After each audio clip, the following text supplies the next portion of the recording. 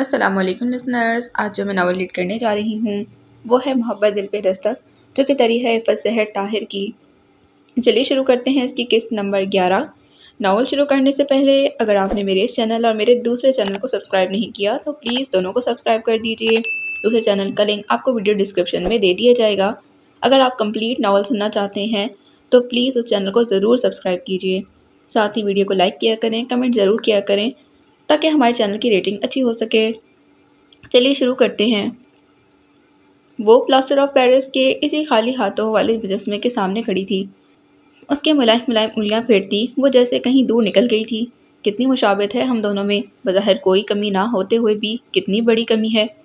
شاید دیکھنے والے کی نظر تو محسوس بھی نہ کر پائے۔ میں تو تمہارا نقصان کر کے کتنی ہی دیر شوق رہی تھی، ایک بے جان مجسمے کے لیے آنسو بہاتی رہی تھی، اور یہاں ایک جیتے جاگتے دل کو توڑ کر نوفل احمد کس قدر پرسکون ہے۔ اس نے بنا آواز جیسے اپنا دکھ ہلکا کرنا چاہا تھا۔ آپ جان بوجھ کر بھی توڑ دیتی، آپ کو حق تھا۔ برتر کے مقابلے میں کم تر ہمیشہ ہی شکست کھاتا آیا ہے۔ نوفل کا لہجہ کہیں آس پاس ہی مہکا تھا۔ کون سی برتری، کیسی برتری نوفل احمد، روز بروز میں تو مٹی ہوتی جا رہی ہوں اور تم اس کھیل سے محظوظ ہو رہے ہو۔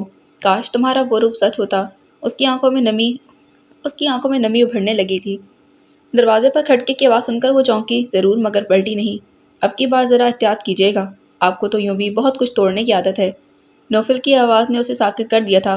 چند لمحوں کے بعد وہ پلٹی تو وہ بستر پر بیٹھا شوز اتار رہا تھا۔ اسی نقصان کا تاوان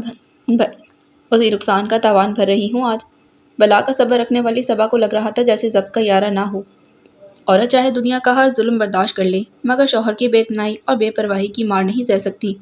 اسے بڑی تذلیل اور کچھ نہیں لگتی کہ شوہر اسے ایک نظر کے قابل بھی نہ سمجھتا ہو۔ یعنی آپ کا خیال ہے کہ اس گلاب کے بدلے میں آپ کو یہاں لایا ہوں؟ اس نے استفہامیہ انداز میں مچکاتے پوچھا، پھر ہلکا سا مسکراتے ہوئے بولا، نو وے، اس کے بدلے تو میں اتنی ہی خوبصورت چیز لا کر یہاں رکھوں گا جو اس کمرے کی خوبصورتی میں مزید اضافہ کر دے۔ اس دنیا میں خوبصورتی خوبصورت چہروں کے باعث نہیں ہے، خوبصورت رویوں کے باعث ہے، اور کبھی موقع ملے تو اپنی بدصورتی پر بھی غور کیجیے گا۔ اس کے انداز سے محظوظ ہوتے ہوئے وہ ہلکا سا کہکا لگا بیٹھا تھا۔ فارمل سے ٹراؤزر شرٹ میں ملبوس ٹائی کی ناٹ کھولے وہ تھکا ہوا ہونے کے باوجود بہت موڈ میں تھا، یا پھر شاید اس کا دل جلاتے ہوئے وہ یوں ہی طمانیت محسوس کرتا تھا۔ مجھے اپنی قدر و قیمت کا بہت اچھی طرح اندازہ ہے، اور قدر و قیمت صرف باحثیت چیزوں کی ہوتی ہے۔ یہ آپ کا دوغلا پن ہے، اور جس دن آپ کا اصلی چہرہ لوگوں کے سامنے آئے گا اس دن آپ کو اپنی اصلی قدر و قیمت کا بھی پتہ چل جائے گا۔ وہ اندرونی ٹوٹ پھوٹ کی زد میں تھی، مشتعل سی بولی تو وہ گردن سے ٹائی نکالتا ہنستا ہوا اٹھ کھڑا ہوا، آپ اسے دوغلا پن کہہ رہی ہیں جبکہ لوگ مجھے ایک بہت اچھا بزنس مین کہتے ہیں۔ اس کے سامنے کھڑا اس کی آنکھوں میں دیکھتے ہوئے جتانے والے انداز میں کہہ رہا تھا۔ صبا کو لگا وہ زمین میں دھستی چلی جا رہی ہو۔ آنکھوں میں پھیلتی نمی نے اس کے وجیح مردانہ نقوش کو گٹمٹ کر دیا تھا۔ آپ تیرے ساتھ یہ گیم نہیں کھیل سکتے، آپ کو کوئی حق نہیں پہنچتا۔ آنسوؤں کا گولا حلق میں پھنسنے لگا تھا۔ اس کے لیے نہ تو پہلے مجھے آپ کی اجازت تھی اور نہ ہی اب ہے۔ وہ پلٹا اور دراز سے سگریٹ کا پیکٹ نکال کر اس نے سگریٹ لبوں میں دبائی اور لائٹر سے اسے شعلہ دکھانے لگا۔ میں بھی سب کو آپ کی اصلیت بتا دوں گی، اس کے لیے مجھے بھی آپ کی اجازت کی ضرورت نہیں۔ وہ سرتاپا چل رہی تھی۔ ایسا گیم کھیلنا بہت دل گردے کا کام ہے، اگر آپ ایسا کر سکتی ہیں تو بسد شوق۔ وہ کش لگانے کے بعد اسے انگلیوں میں دباتا ہونٹوں اور نتنوں سے دھواں خارج کرتا بے پرواہ لہجے میں بول رہا تھا، اب آپ کو اپنی بہن کی بربادی کا کوئی غم نہیں؟ صبا کا بس نہیں چل رہا تھا کہ قیامت ہی لے آئے۔ آپ کے حوصلے سے بھی میں بہت اچھی طرح واقف ہوں۔ وہ زیر لب مسکرا رہا تھا، اور واقعی اپنے حوصلے سے تو صبا بھی واقف تھی۔ وہ مر کر بھی انس اور نگین کی ہستی بستی دنیا تباہ نہیں کر سکتی تھی۔ یہ حوصلہ تو صرف نوفل احمد ہی میں تھا۔ کتنے آرام سے اس نے اندھی بازی چلی تھی۔ صبا میر کی جگہ کوئی اور لڑکی ہوتی تو اب تک دونوں گھر تباہ و برباد ہو چکے ہوتے۔ اتنا جان لیا مجھے مگر میری قدر نہیں پہچانی۔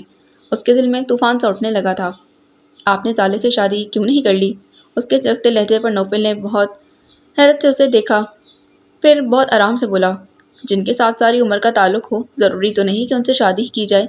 محبت دوسرے کے دل میں رہنے کے احساس کا نام ہے۔ آپ تو محبت کا نام بھی مت لیا کریں، آپ کا تو اس جذبے سے دور کبھی واسطہ نہیں۔ اور بھڑک اٹھی تھی، آپ کو کیسے پتہ چلا صبا بی بی؟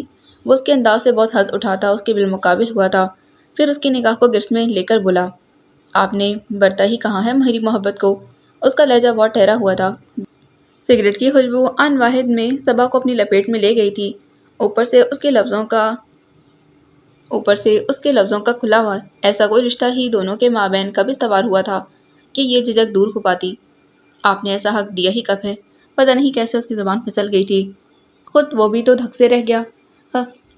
اب تو خجالت نے یوں اپنے حصار میں لیا کہ زمین میں کٹ جانے کو جی چاہنے لگا۔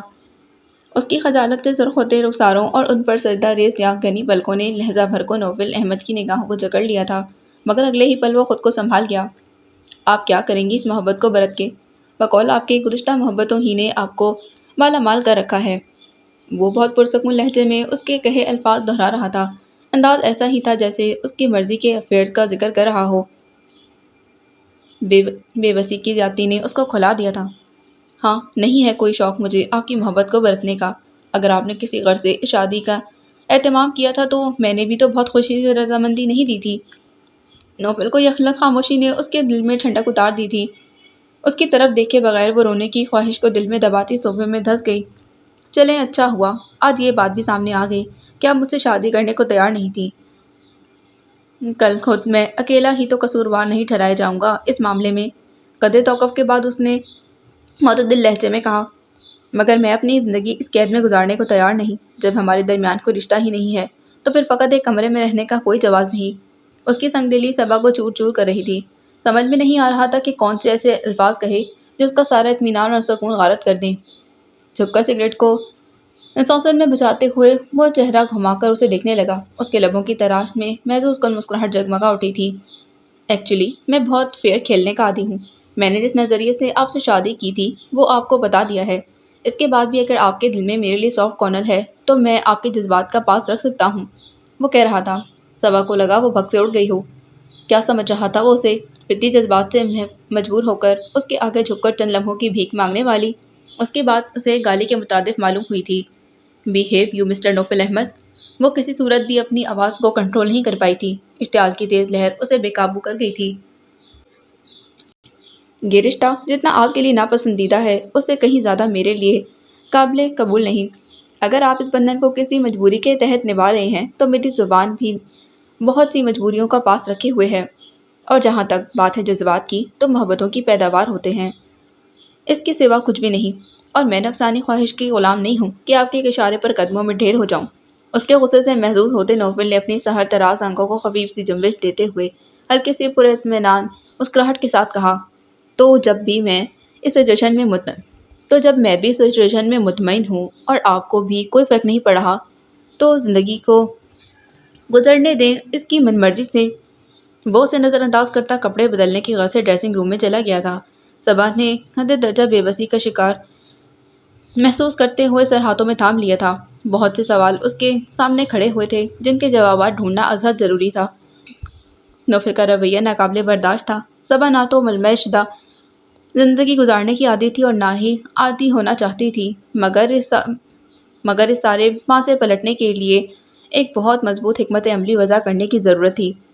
تم اپنی سی کوشش کر دیکھو نوفل احمد، مگر میں بھی تمہیں اتنی آسانی سے جیتنے نہیں دوں گی۔ میں اتنی بھی کمزور نہیں کہ تم میری زندگی کی بساط پر مجھے مہرہ بنا کر مجھے ہی مات دینے کا سوچنے لگو۔ اس نے خود کو حوصلہ دیتے اتنے دنوں میں پہلی بار نوفل کے مقابل آ کر اس ساری صورتحال کا سامنا کرنے کی ٹھانی تھی۔ تائی جان اور چچی جان کسی عزیز کی عادت کو گئی تھیں۔ دوپہر کے کھانے کی ذمہ داری زوہا پر پڑی، اوپر سے اتوار کی چھٹی۔ وہ بوکھلا گئی۔ چھٹی کے روز تو بطور خاص سب کی پسندیدہ ڈشز ہی بنائی جاتی تھیں اور یہاں زوہا صاحبہ کا شمار رنگ رٹوں میں ہوتا تھا۔ ابھی 4 دن ہی تو ہوئے ہیں مجھے کچن میں آئے ہوئے، اب بھلا میں ان سب کی لسٹ کہاں سے تیار کروں؟ وہ چنچلا کر چیزیں ادھر سے ادھر پٹک رہی تھی۔ اسے تو وجدان کی بریانی کی فرمائش ہی رلا ڈال رہی تھی۔ چلو میٹھے میں فروٹ ٹرائفل تو بنا ہی لیتی کہ اس میں کام ہی کون سا تھا، مگر یہ گڑبڑ والی ڈش تھی۔ اور زوہا بی بی کو چچی جان نے ابھی تک کوکنگ کی پہلی سیڑھی یعنی چاول ابالنے تک بھی محدود رکھا ہوا تھا۔ سالن کی کوئی ڈش اسے بنانی نہیں آتی تھی۔ آپ ہی ڈیئر بے فکر ہو جائیں، ابو جی اپنے کسی دوست کی طرف چلے گئے ہیں اور شام کو ہی واپس آنے کے امکانات ہیں۔ ہمراہ نے اس کی پریشانی کم کرنا چاہیے۔ تائی جان بیچارے کس گنتی میں شمار ہوتے ہیں؟ وہ تو اتنے اچھے ہیں کہ صبح کا بچا ہوا پراٹھا کھانے کو بھی راضی تھے۔ یہ بس تمہارے اکیلے معید بھائی ہی سب پر بھاری ہیں، وہ چڑھ کر کہہ رہی تھی۔ ابھی تھوڑی دیر پہلے ہی تو اس نے ہمراہ کے ذریعے پیغام دیا تھا کہ چکن جلفریزی خاص طور پر تیار کیا جائے۔ کیا ہے آپی، کھانا پکانا اتنا مشکل تو نہیں، بس ترکیب آنی چاہیے۔ ہر چیز کا پہلے مسالہ تیار کیا جاتا ہے، پھر جو چیز پکانی ہو وہ ڈال کر پانی ڈال دیں، کھانا تیار۔ امرا نے چٹکی بجائی تو وہ حیرت آمیز انداز میں بولی، کاش جتنی آسان ترکیب تم نے بتائی ہے اسی ترکیب سے ہر کھانا تیار ہو جائے۔ صبا آپی کی ڈائری دیکھ لینا، اتنی زبردست ترکیبیں لکھی ہوئی ہیں انہوں نے، ہر ہر چیز کو ایک نئی ڈش بنا دیتی ہیں۔ ہمرا نے مشورہ دیا جسے اس نے مایوسی سے رد کر دیا۔ دیکھ چکی ہوں میں اس کی عقلمندانہ ترکیبیں، صرف مسالوں کے تناسب اور ڈشز کے نام لکھے ہوئے ہیں یا پھر ان سے متعلق چند ضروری باتیں۔ ظاہر ہے بنیادی ترکیب تو اسے پتہ ہی ہوتی ہے کہ کھانا کس طرح بنایا جاتا ہے، اسی نے سب کو بگاڑا ہے۔ چلیں اب تو کچھ پکا لیں، ٹائم نکلتا جا رہا ہے، کچھ نہ ہونے سے کچھ ہونا بہتر ہے۔ دال چاول بنا لیتی ہوں، آسان ترین ڈش کا خیال آیا مگر ہمرا نے ریجیکٹ کر دیا۔ معید بھائی کہتے ہیں کہ یہ لڑکیوں کی پسند کی ڈش ہے۔ اف کس قدر نیک ہے، جس ڈش کے ساتھ لڑکیوں کا نام آ گیا وہ بھی نہیں کھائیں گے۔ وہ جھلا کر فریزر میں سے چکن کا پیکٹ نکالنے لگی۔ ہاں بھئی کیا کیا تیار ہو چکا ہے۔ وردان نے کچن میں داخل ہوتے ہی یوں دونوں ہاتھ آپس میں رگڑے جیسے فوراً ہی کھانا کھانے کو بیٹھنے لگا ہو۔ ابھی تو صرف پلان ہی تیار ہو سکا ہے، ہمرا نے بتایا تو وہ چھوٹی ڈائننگ ٹیبل کی چیئر گھسیٹتا ہوا بیٹھ گیا۔ حد ہوتی ہے نالائکی کی آپی، کچھ صبا آپی ہی سے سیکھ لیا ہوتا۔ اس نے اب تک مجھے سب سے بہترین بیلن اور چھری چلانا سکھایا ہے، اب تم نے اپنی فضول باتیں جاری رکھی تو ان دونوں صلاحیتوں کا بہت اچھا مظاہرہ کر سکتی ہوں۔ زوہا نے فوراً دھمکی دی۔ وہ دونوں ہنسنے لگے۔ زوہا نے ان دونوں کے سامنے لہسن اور پیاز بنانے کو رکھے تو وجدان کی بتی سی گم ہوتے میں دیر نہ لگی۔ یہ کیا ہے؟ ایسا کھانا تو شاید جیل میں ملتا ہوگا قیدیوں کو۔ لہسن چھیلو اور پیاز کاٹو ورنہ شاید کچے ہی کھانے پڑیں گے، وہ اطمینان سے کہہ کر فریج سے ٹماٹر اور ہری مرچیں نکالنے لگی۔ یہ خالصتاً زنانہ کام ہے۔ وردان کترائے تو زوہا نے اسے چھری دکھائی۔ آرام سے بیٹھ کر کام کرو، تم ہمیشہ مردوں کی بہترین صلاحیتوں کی تعریف میں سب سے یہی کہتے ہو کہ دنیا میں بہترین کوک بھی مرد ہی ہوتا ہے، آج ذرا تمہارا بھی ٹیسٹ ہو جائے۔ آپ خود کچھ نہیں کریں گی؟ ہمرا کو اعتراض ہوا تھا۔ میں ذرا جا کر صبا سے فون پر بریانی کی ترکیب پوچھتی ہوں، تم ذرا چولہے پر ہنڈیاں چڑھا دینا، وہ روانی سے کہہ گئی تھی۔ وردان گہری سانس لے کر لہسن چھیلنے کی تیاری کرنے لگا۔ زوہا کے انداز سے لگ رہا تھا کہ دوپہر کا کھانا بھی دنیا کا بہترین کوک ہی پکائے گا۔ آپ کیا ان کے گھر جا کر ترکیب پوچھ رہی ہیں جو اتنی دیر لگے گی کہ پیچھے ہنڈیاں بھی چڑھاؤں؟ ہمرا خود اس کے سارے چکر سے انجان تھی، بدک گئی۔ گڑیا کام ہی کیا ہے، میں کون سا چکن جلفریزی بنا رہی ہوں، سیدھا سادہ چکن بنانا ہوگا۔ اچھا تم یہ پیاز تو کاٹو، اتنی دیر میں صبا سے نپٹ لوں۔ وہ خود کو بہت مصروف ظاہر کرتی کچن سے باہر نکلی تھی۔ اب تو سیدھے رات کا کھانا ہی پکے گا، آدھا گھنٹہ تو یہ محض حال احوال پوچھنے میں لگائیں گی۔ وہ تھپ سے کرسی پر بیٹھی تھی، پھر وردان کو لہسن چھیلتے دیکھ کر ہنسنے لگی۔ تم یہ کام اپنے موکل سے کیوں نہیں کروا لیتے، جو وہ کال تمہارے بابا جی جنڈے والی سرکار تمہاری خدمت میں بطور تحفہ دے دیے ہیں؟ اتنے چھوٹے چھوٹے کاموں کے لیے موکل بیچارے کو تکلیف کیوں دوں، اسے تو بڑے بڑے کام لوں گا، وہ اطمینان سے کہہ رہا تھا۔ مثلاً کون سے بڑے بڑے کام؟ وہ سوچنے کی ایکٹنگ کرتے ہوئے بولا۔ جیسے کسی دن اگر تم مجھے کپڑے پریس کر کے نہ دو تو تمہیں غائب کروا دوں گا۔ خدا نہ کرے، وہ سہم سی گئی تھی۔ خدا نہیں مگر میں ضرور کروں گا، اس نے مزے سے کہا تو اسے گھورتے ہوئے پیاز کی پٹے اتارنے لگے۔ معید کچن میں داخل ہوا تو کچھ عجیب سی صورتحال تھی۔ وردان سینک پر جھکا کھلے ہوئے پانی کے چھینٹے مار رہا تھا اور ہمرا آنسو بھری آنکھیں لیے شاید اپنی باری کے انتظار میں تھی۔ کیا ہو رہا ہے یہ؟ وہ حیران ہوا تھا۔ وردان آستین سے چہرہ خشک کرتا اس کی طرف پلٹا۔ آج سے ہم دونوں نے ایک بہترین کوک کو اسسٹ کرنا شروع کر دیا ہے۔ وہ بہترین کوک کہاں ہے؟ معید نے آدھے ادھورے چلے لہسن اور اد کٹے پیاز پر نظر ڈالتے پوچھا تو وہ شرارت سے بولا، وہ بہترین کوک اس وقت صبا آپی سے فون پر بریانی کی ترکیب پوچھ رہا ہے۔ اس کے ہونٹوں پر ہلکی سی مسکراہٹ پھیل گئی۔ میں تو پہلے ہی کہہ رہی تھی کہ بریانی بنانا تو بچوں کا کھیل ہے، اتنی آسان سی ترکیب ہے، جلدی ہی بریانی بن جائے گی۔ وہ بولتی ہوئی کچن میں داخل ہوئی تو زبان کو بریک اسی وقت معید کو وہاں دیکھ کر لگا تھا۔ آپی ڈیئر، جس ڈش کی ترکیب کو نوٹ کرنے میں تمہیں 1.5 گھنٹہ لگا ہے وہ محض منٹوں میں تیار ہو جائے گی۔ وردان نے اپنی معلومات میں گراں قدر اضافہ کرنے کی خاطر پوچھا تو وہ گھور گئی۔ پیاز آپ خود کاٹ لیں، بہت مشکل کام ہے۔ ہمرا ابھی تک ہتھیلیوں سے آنکھیں رگڑ رہی تھی۔ اسے رہنے دو، اب صرف بریانی کے لیے پیاز کاٹنا ہے۔ صبا کہہ رہی تھی کہ جب بریانی میں ڈالنا ہے تو الگ سے چکن کی ڈش بنانے کی کیا ضرورت ہے۔ وہ آرام سے اپنا ارادہ بتا رہی تھی۔ یہ تو ہو ہی نہیں سکتا کہ صبا آپی نے موہت بھائی کی فرمائش کو منع کر دیا ہو۔ ہمراہ جانے میں ہی جھوٹ پکڑ گئی تھی۔ کیا میں جھوٹ بول رہی ہوں؟ زوہا نے کھسیا کر اسے آنکھیں دکھائی تھیں، پھر بولی، شامی کباب فریزر میں رکھے ہیں، ساتھ ہی دہی پودینے کی چٹنی بنا لیں گے۔ جلدی کریں موہت بھائی، بنا لیں گے۔ یعنی ہر کام میں ہمیں بھی شامل کیا جا رہا ہے، وجدان نے کہا تھا۔ بہرحال آج کی تاریخ میں جو بھی بنے اس میں مصالحوں کا تناسب صحیح ہونا چاہیے، اور زیادہ سے زیادہ 2 بجے تک میں انتظار کروں گا۔ وہ تنبیہ کر رہا تھا۔ زوہا سلگ کر رہ گئی۔ اس کے بعد ہوٹل زندہ باد۔ ہمراہ کی آنکھیں چمکی تھیں۔ بالکل نہیں، 2 بجے تک مجھے کھانا چاہیے، وہ اطمینان سے کہہ کر چلا گیا تھا۔ کھانا نہ ہوا، عدالت کا فیصلہ ہو گیا، جو عین 2 بجے سنانا انتہائی لازمی ہے۔ اور بڑبڑائی تھی، میرا تو آج ایک بہت ضروری میچ ہے، میں 2 بجے تک آ جاؤں گا۔ وجدان نے کھسکنے کی تیاری شروع کی تو وہ خونخوار نظروں سے اسے دیکھتے ہوئے بولی، خبردار، جو آج تم نے گھر سے باہر قدم نکالا تو میں اتنی گرمی میں چولہے کے آگے کھڑی ہوں اور انہیں اپنی دلچسپیاں سوچ رہی ہیں۔ اچھا چلو یوں کرتے ہیں کہ فروٹ ٹرائفل میں بنا لوں گا، وجدان نے مصالحانہ انداز میں کہا، اور میری تو یوں بھی اب کچن میں کوئی ضرورت نہیں، بریانی کی ترکیب تو آپ کو ویسے بھی پتہ ہے۔ ہمراہ نے بھی اڑنے کو پر تولے تو اسے غصہ آنے لگا۔ دفع ہو جاؤ تم دونوں، نکمے اور کام چور۔ وہ دونوں اس کے غصے سے متاثر ہوئے بغیر فرار ہو گئے تھے۔ شکر ہے کہ تائی جان اور امی کے ساتھ ابو بھی چلے گئے، ورنہ تو دل کھول کر کھانے پکواتے۔ پیاز کاٹنے کا جگر پاش مرحلہ طے کرتے اسے تشکرانہ انداز میں سوچا۔ مسالہ تیار کرنا ایک اور بہت مشکل مرحلہ ثابت ہوا۔ پسینے میں ڈوبی وہ اپنی تمام تر صلاحیتیں آزما رہی تھی۔ بہت احتیاط کے ساتھ اس نے صبا کی ہدایت کے مطابق مسالہ جات کا استعمال کیا۔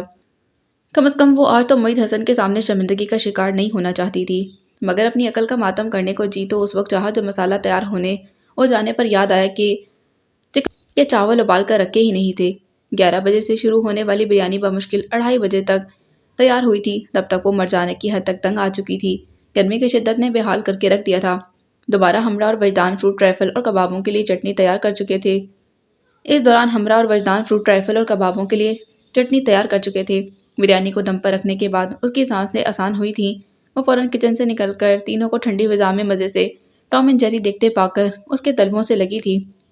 سر پر بجھی، میں نے اپنے حصے کا کام کر دیا ہے، اب میں شاور لے کر آؤں تو شامی کباب فرائی ہونے چاہیے، غصہ دباتے ہوئے وہ جتانے والے انداز میں کہہ گئی تھی۔ موہت نے اسے دیکھا۔ پسینے میں ڈوبی گرمی اور غصے کی شدت سے تمتماتا چہرہ لیے وہ ایک تھکی ماندی بوجھ تلے دبی خاتون خانہ لگ رہی تھی، جبکہ اس سے پہلے وہ کبھی بھی اس قدر گھریلو دکھائی نہیں دی تھی۔ ہمیشہ نکھری، سنوری اور فریش رہتی تھی، جیسے کہیں جانے کو تیار ہو۔ اف آپی، اتنے مزے کے کارٹون چل رہے ہیں۔ ہمراہ تو یوں بھی ابھی تک بچوں کی ہی طرح کارٹون دیکھتی تھی، بچوں کے پروگرام کی دیوانی، خصوصاً کارٹونز۔ ٹام اینڈ جیری شو سے اچھا تو اسے کوئی لگتا ہی نہ تھا۔ آپی، جہاں بریانی بنا لی ہے وہاں کباب تل کے کچھ اور نیکی کما لو۔ وجدان کا بھی یہی حال تھا۔ زوہا کا جی چاہا اسے ہی اٹھا کر تل دے۔ میرا جو کام تھا میں نے کر دیا، مزید نیکی کمانے کا میرا موڈ نہیں۔ اب جو نواب زادے مفت میں بیٹھے ہیں وہی جا کر کباب تل لیں، ورنہ پھر یوں ہی سوکھی بریانی کھا لینا۔ وہ صاف لفظوں میں موہت کو سنا گئی تھی۔ آپی کے تو دماغ کو گرمی چڑھ گئی ہے، کبھی کبھار کام کرنے والوں کا یہی حال ہوتا ہے۔ وجدان کے متاسفانہ انداز میں کہنے پر موہت نے آرام سے کہا تو ہمراہ بادل نخواستہ اٹھ گئی تھی۔ یہ تو آج ہم لوگوں کو بھی بہت اچھی طرح معلوم ہو رہا ہے۔ لان کے سیاہ اور سرخ پرنٹڈ سوٹ میں مربوط گیلے بالوں کو کانوں کے پیچھے اڑستی وہ بہت فریش سی دکھائی دے رہی تھی۔ وہ کچن میں آئی تو ہمراہ برتن نکال رہی تھی۔ ہاں آپی، یہ کیا ہے؟ ہمراہ متحیر تھی، اور بریانی کا فائنل نظارہ تو دم ہٹانے کے بعد خود زوہا کو بھی گڑبڑا گیا تھا۔ گوشت اور چاول آپس میں شیر و شکر ہو رہے تھے، جیسے کبھی الگ نہ ہونے کا ارادہ ہو۔ اوف، ابھی کچھ دیر پہلے تو یہ بالکل صحیح تھے۔ وہ اپنی محنت رائگاں جاتی دیکھ کر روحاں سی ہو گئی تھی۔ چاولوں کو تلے اوپر کرنے کی خاطر چمچہ ہلائے تو وہ چاولوں سے چپک کر رہ گیا تھا۔ آدھے گھنٹے میں تو دم پر رکھا ہوا تھا، بیچارے چاول دم نہ لیتے تو اور کیا کرتے۔ ہمراہ بغور دیگچی میں جھانکنے لگی۔ ویسے آپی، یہ بریانی کم اور حلیم زیادہ لگ رہا ہے۔ اچھا، اب زیادہ نقص مت نکالو، میں کون سا ماسٹر ہوں کوکنگ میں؟ وہ خود بھی کنفیوز ہو رہی تھی۔ اوپر سے وجدان کی آمد سونے پر سہاگا ہو گئی۔ میں بھی کہوں اتنی دیر کیوں ہو رہی ہے؟ بریانی صاحبہ پتیلے کا ساتھ چھوڑنے کو راضی نہیں۔ وہ آتے ہی صورتحال بھانپ چکا تھا۔ بکواس مت کرو اجی، وہ خجل سی ہو گئی۔ اب جلدی کرو آپی، موہت بھائی کا غصہ آسمان کو چھو رہا ہے۔ ٹام اینڈ جیری شو کے بعد اب اب جغرافک اسپیشل کی باری آ چکی ہے، جہاں روسٹڈ کیکڑے اور سانپ کے مسالے دار ڈشز دیکھ کر بیچارے تمہاری بریانی یاد کر رہے ہیں۔ انہوں نے تو مجھے کچن کی طرف دوڑایا ہے۔ وردان کی زبان چرخے کی طرح چل پڑی تھی۔ اسے غصہ تو آیا، الٹا جی متلانے لگا۔ وجی دفع ہو جاؤ یہاں سے۔ اس نے چاولوں سے جٹھا چمچہ اٹھا کر دھمکایا تو وہ دبک گیا۔ کیا کرتی ہو آپی؟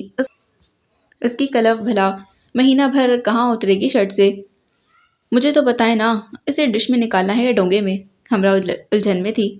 وردان کے پکار نے اسے جی بھر کر خجل کیا تھا۔ وہ ہمراہ کو خفیف سا گھورنے کے بعد ڈش میں چاول نکالنے لگی تھی۔ ان دونوں کے سامنے یہ خاصا شرمندہ کرنے والا عمل ثابت ہوا، کیونکہ چاول جس حالت میں چمچے کے ساتھ دیگچی سے باہر آ رہے تھے، ڈش میں بھی جوں کے توں رکھے جا رہے تھے۔ فروٹ رائفل، شامی کباب، چٹنی اور پلیٹ کی طرف ہاتھ بڑھاتا وہ ٹھٹک گیا تو زحا نے سانس روک کر کنکیوں سے اس کی طرف دیکھا۔ اس کی آنکھوں میں تاحیر واضح تھا۔ ڈش میں پڑی چاولوں کی ڈھیریوں کو زحا نے چمچے سے کافی حد تک پھیلا دیا تھا۔ وہ ٹھیک لگتے اور بھی عجیب وضع اختیار کر گئے تھے۔ اوپر سے ان کے اندر سے جھانکتی مرغی کی بوٹیاں، ہڈیاں، بقول وردان کسی ہارر مووی کا سین تھا۔ یہ کیا ہے؟ وہ بے یقینی سے زحا کو دیکھنے لگا تو وہ گڑبڑا گئی، مگر پھر فوراً ہی خود کو کمپوز کرتے ہوئے مخصوص پر اعتماد انداز میں بولی کہ میں نے بریانی بنائی ہے، بس تھوڑی سی خراب ہو گئی ہے۔ اوہ گاڈ! موہت کو دھچکا سا لگا۔ اس نے سامنے پڑی ڈش کو بغور دیکھا، ذہن پر زور دیا تو یاد نہیں آیا کہ کبھی تائی جان اور چچی جان میں سے کسی نے ایسی نادر و نایاب بریانی بنا کر کھلائی ہو۔ پچھلے 4 گھنٹوں سے تم یہ نایاب ڈش تیار کر رہی تھی۔ موہت کو غصہ آ گیا۔ کبھی جو اس نے کوئی سیدھا کام سر انجام دیا ہو، البتہ الٹے کاموں میں اس کا نام ہمیشہ نمایاں ہوتا تھا۔ اس میں میرا کوئی قصور نہیں، میں نے تو بالکل ٹھیک طریقے سے بنائی تھی۔ ہو سکتا ہے چاولوں کو آپی سے کوئی دشمنی ہو، اسی لیے گوشت کے ساتھ گٹھ جوڑ کر لیا ہو۔ وردان نے کافی غور و خوض کے بعد نتیجہ نکالا تھا۔ کبھی کوئی ایسا کام بھی کر لیا کرو جو دوسروں کے لیے قابل قبول ہو۔ وہ بے حد سنجیدہ تھا، دماغ سنسنا اٹھا۔ اس فقرے کے تو کئی معنی نکل سکتے تھے، اور وہ یوں بھی وکیل تھا، بنا سوچے سمجھے بولتا بھی نہیں تھا۔ یقیناً یہ ایک جتلانے والا طنز تھا جو زحا کو جھٹکا گیا تھا۔ اس سے پہلے وہ ہمراہ وردان کے سامنے کبھی بھی موہت سے نہیں الجھی تھی، مگر اس وقت اس نے کسی مصلحت کا خیال کیے بغیر اپنی پلیٹ پٹک دی اور اٹھ کھڑی ہوئی۔ میں آپ لوگوں کی تنخواہ دار ملازمہ نہیں جو مجھ پر اتنا رعب جما رہے ہیں۔ Behave you زحا۔ موہت نے خاصی ناگواری سے اسے دیکھا تھا، مگر ایک تو اتنی گرمی میں چولہے کے آگے کھڑے رہنے کا غم، اوپر سے رزلٹ بھی برا ملا، سو دل کو کافی ملال نے گھیر لیا تھا۔ وہ بھی تنک کر بولی تھی، ٹھیک کہہ رہی ہوں میں، مجھے کھانا بنانا نہیں آتا، پھر بھی میں نے بنایا ہے، اور تم لوگ بجائے شکر ادا کرنے کے نقص نکال رہے ہو۔ وہ پاؤں پٹکتی چلی گئی تھی۔ اس کے جانے کے بعد وردان اور ہمراہ نے ہنسنا شروع کر دیا۔ شکر ہے آپی خود ہی چلی گئیں، ورنہ تو ایک جھگڑا ہماری وجہ سے بھی ہوتا۔ میں تو کبھی بھی یہ ڈش کھانے والا نہیں تھا۔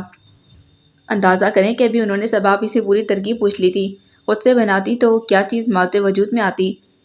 ہمراہ نے موہت کی پلیٹ میں شامی کباب رکھتے کہا تو وہ متاسفانہ انداز میں سر ہلا کر کبابوں پر چٹنی ڈالنے لگا۔ اب شدید بھوک کا کچھ تو علاج کرنا ہی تھا۔ البتہ شام کو جب چچی جان نے اس کی بنائی ہوئی ڈش کی رونمائی کی تو اپنا سر پکڑ کر رہ گئی تھیں۔ کیا ہے امی، پہلی بات تو سبھی سے ایسا ہی ہوتا ہے، وہ منمنائی تھی۔ اسی لیے کہتی ہوں کہ صرف زبان چلانے سے کچھ نہیں ہوتا، کبھی ذہن بھی چلا لیا کرو۔ چچی جان جل کر بولی تھی۔ انہیں تو یہ فکر کھائی جا رہی تھی کہ موہت کیا سوچ رہا ہوگا۔ وردان بتا رہا تھا کہ کسی نے بھی بریانی نام کی اس عجیب الخلقت شے کو ہاتھ تک نہیں لگایا۔ ایک تو بینا، پتہ نہیں وہ کون سی مائیں ہوتی ہیں جو اپنی اولاد کی صفات بیان کرتی ہیں۔ وہ روحان سی ہونے لگی۔ ایک تو اتنی گرمی میں 4 گھنٹے چولہے کے آگے جھلستی رہی، اوپر سے وہ تینوں نہ صرف کباب اور فروٹ رائفل کا بھی خاتمہ کر اٹھے تھے، نتیجتاً دوپہر سے بھوکی تھی، اور یہاں اتنی محنت اور وہ کاٹنے کا کوئی صلہ نہیں مل رہا تھا۔ یہاں ایک صفت مل جائے تو بڑی بات ہے، گجا صفات وہ کل سے تھیں۔ اوہ ہو، اب بس بھی کریں امی، یہ وجی کے بچے کو تو میں ابھی پوچھتی ہوں، عورتوں کی چغل خوری کی عادت پائی ہے اس نے، وہ اکتا کر بولی، مگر وہ کسی اور ہی تعصف میں تھی۔ پتہ نہیں بچہ کیا سوچ رہا ہوگا۔ کون سا بچہ؟ وہ حیران ہوئی تھی۔ موہت کی بات کر رہی ہوں، کیا سوچ رہا ہوگا کہ اتنی بڑی ہو گئی اور ابھی تک کھانا پکانا نہیں آتا۔ زحا کی پیشانی پر شکنیں پڑ گئیں۔ اسے کیا ضرورت پڑی ہے اس طرح کی سوچوں میں پڑنے کی؟ میرا جو جی چاہے وہی کروں گی۔ فضول مت بولو۔ اچھا، چچی جان نے الجھ کر ڈانٹ دیا تھا۔ اس سے تو اچھا ہے کہ میں صاف جواب دے دیا کروں ہر کام سے۔ زحا کا دل برا ہونے لگا، مگر چچی جان نے اس کی زرگرفتگی کی طرف دھیان نہیں دیا تھا۔ वो दिल ही दिल में ज़ोहा को कुकिंग वो दिल ही दिल में ज़ोहा को कुकिंग सिखाने का इरादा पक्का कर रही थी। अब तक नौफिल को आ जाना चाहिए था। 9 बज रहे हैं। ज़ौला बेगम परेशान हो रही थीं कि नौफिल की वार्डरोब ठीक करने के काम से फारिग होकर उनकी तरफ पलटी। उनका फ़ोन आया था कि एक बहुत ज़रूरी अपॉइंटमेंट है, और फिर अभी कुछ देर पहले आप भी तो उनसे बात कर रही थीं। फिर भी आप मुतमईन नहीं हो रही। वो मुस्कुराते हुए उनके पास आकर बैठ गई। क्या करूं बेटा, आदत नहीं है ना उसके इंतज़ार की। हमेशा टाइम पर ऑफिस से उठ जाता है, इसीलिए अब ज़रा भी देर हो जाए तो दिल घबराने लगता है। वो वाकई मुतफक्किर थी। सबा इनकी टैबलेट्स निकालने लगी। मेरे होते हुए आपको फिक्र करने की कोई ज़रूरत नहीं। आप अपनी मेडिसिन लें और सो जाएं। मैं सोच रही थी कि नौफल आ जाता तो इत्मीनान से सोती। अभी आ जाएंगे वो, आप यूं ही परेशान हो रही हैं, और वैसे भी मैं तो जाग रही हूँ ना। आप बस मेडिसिन लें और लेट जाएं। सबा ने उनके हाथ में दूध का गिलास थमाते दूसरे हाथ की हथेली पर टैबलेट्स रखी थीं। अच्छा, फिर मुझे कॉर्डलेस देना। मैं एक बार फिर नौफल से बात करूंगी। इतनी रात मीटिंग की क्या ज़रूरत पेश आ गई? अपॉइंटमेंट कैंसिल भी तो की जा सकती है। वो मीटिंग में होंगे अम्मी, क्या पता कॉल रिसीव ही ना करें। और प्लीज़ अब आप जल्दी दूध ख़त्म करें और लेट जाएं। मुझे पता है आपको नींद आ रही है।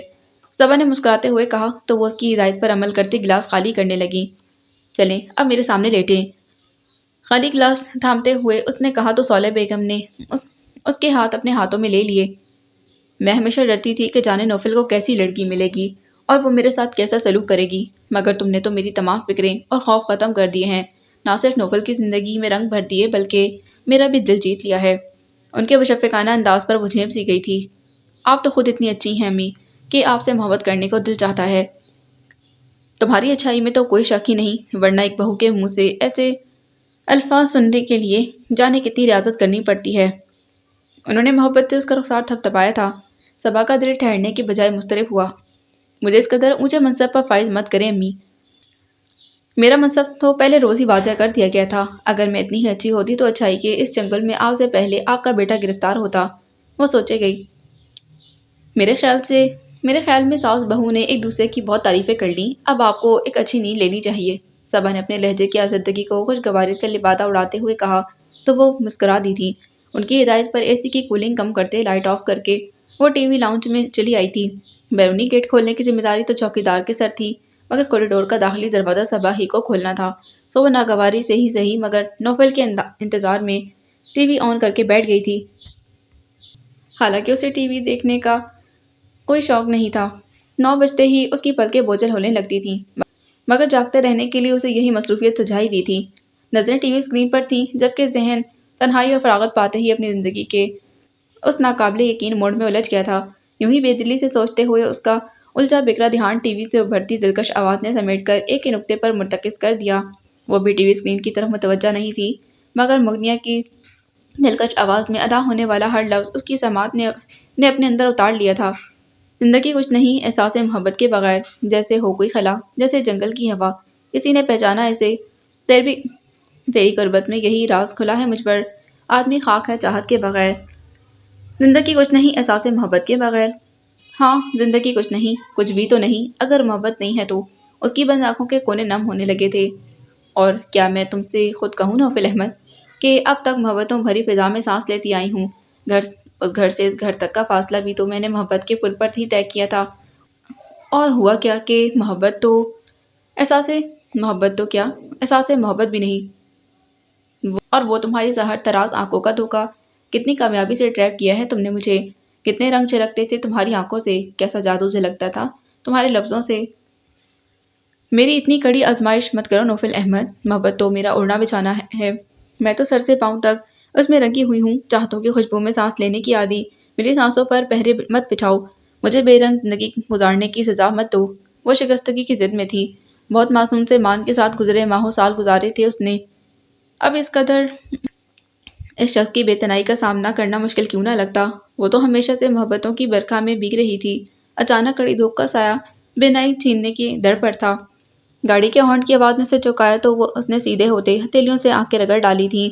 शिकस्तगी के निशान मिटाने की कोशिश की और दाखिली दरवाज़ा खोलने की गर्ज से उठ खड़ी हुई। उसके पहुंचने तक वो एक मरतबा दरवाज़ा खटखटा चुका था। सबा ने चाबी घुमाकर लॉक खोल दिया। वो नचार अंदर दाखिल हुआ। तब तक वो वापस पलट चुकी थी, मगर उसकी खामोशी लाउंज में पहुंचने तक ही تھی۔ ابھی کچھ دیر پہلے تک تو وہ جس کرب اور شکستگی سے گزر رہی تھی، شاید اس نے یا پھر شاید اس کے احساس نے اتنے دنوں سے اندر جو کھولن جمع کر رکھی تھی وہ باہر نکل آئی تھی۔ میں آپ کی ملازمہ نہیں جو آدھی رات تک نہ صرف آپ کا انتظار کروں بلکہ دروازہ کھولوں۔ ٹائی کی نوٹ ڈھیلی کرتا وہ بے تحاشا چونکا تھا۔ چکن کے پیچ کلر کے سوٹ میں ملبوس چہرے پر ناگواری کے تاثرات سجائی وہ بولی تھی۔ نوفل نے گہری سانس بھری۔ آپ خود کو میری ملازمہ نہیں سمجھتی، میں نے بھی آپ کو اس عہدے پر فائز نہیں کیا۔